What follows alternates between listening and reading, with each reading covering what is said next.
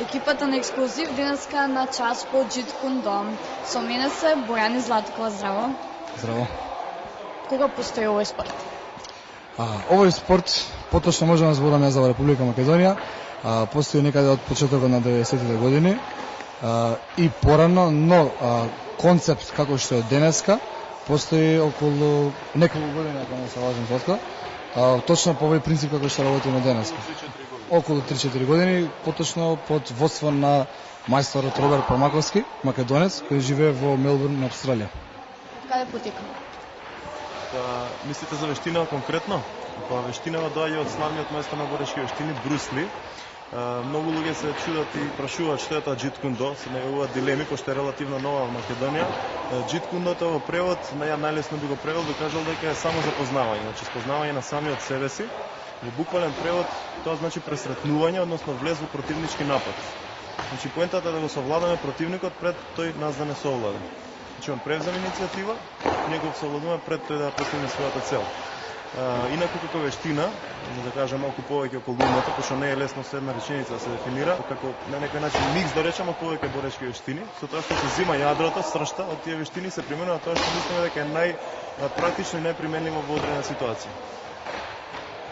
Ставам дека ви имате некој сертификат за што можете да држите часови. Каде го стекнавте? Значи имаме ние инструкторски сертификат.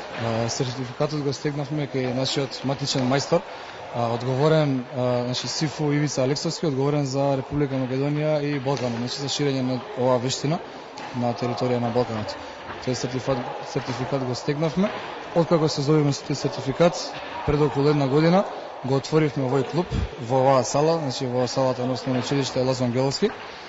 И од тогаш до денеска, значи клубот упорно работи, напредуваме, се повеќе и повеќе членови имаме. Како што гледате, имаме доста спортска опрема, имаме татами за борба на пот, разни други видови, секакви потребни опреми од фокусери, вреќи, есклими, стапови, кациги и така натаму, се што може да се замисли, се што е потребно за една квалитетна борба, за квалитетен тренинг.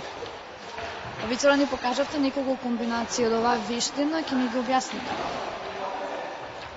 Вака сега многу е тешко за толку кратко време да се презентира вештината, пошто е доста обемна и се состои од многу работи, меѓутоа пробавме со Бојан да направиме еден мал склоп, неколку работи што мислиме дека се на некој начин сршта и тоа што најмногу се работи на тренинзите. Покрај ова има и други работи кои што се работат во клубот, меѓутоа времето не беше доволно долго, комплетно све да може да се презентира.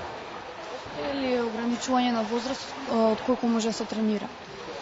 Вака се, најубава оваа вештина, бидејќи има и сурови, да рекажам, по-груби заквади, најбоље да се вежба со, значи, кога се полнолетни веќе членовите.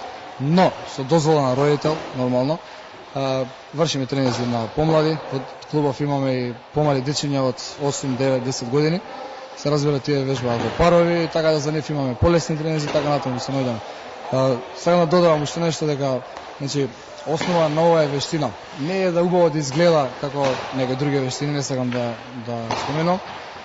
Најважно е да бидат, значи, сите комбинации да бидат брзи, кратки, ефикасни.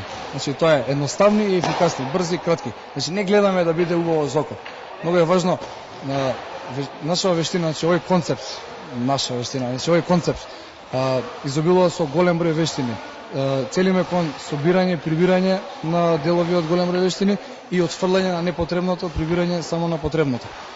И значи се стремиме да нема ограничување, да нема шема на вежбање, бидејќи спортот надвор на улица не е спорт. Надвор на улица значи нема ограничување, нема шеми, има еден систем на стрит фајт, на улична борба, кој што надвор спортскиот принцип не може да се користи, туку само принципите на Джиткундо, значи без ограничување. Можете и девојки да ја тренираат? Еве, Злата може да.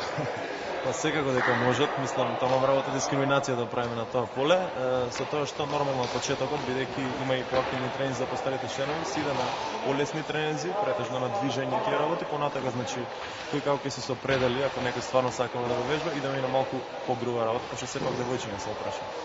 Има ли случајно некоја незгода? Незгоди, па да ви кажам право, значи во споредба со пример кошарка, фудбал или некои други обични спортови кои што се познати како обични спортови, немаме поголеми незавидно од нив. И како што има во фудбал, во кошарка, во не знам, ракомет, одбојка, како што има некој да си свитка рака, да си го, не знам, да се направи нека џимка на лице, на глава, на тело, се случува и тука нормално, секој спорт се таков и се случува ретко.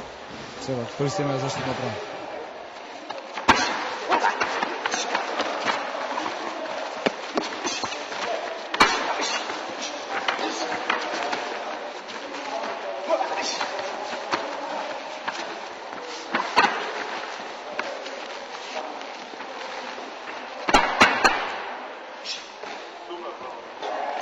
Ова ќе биде. Браво. Полено, виспој, глава и лакти. Долеме, буташ ме. Ништо. Ајде, може.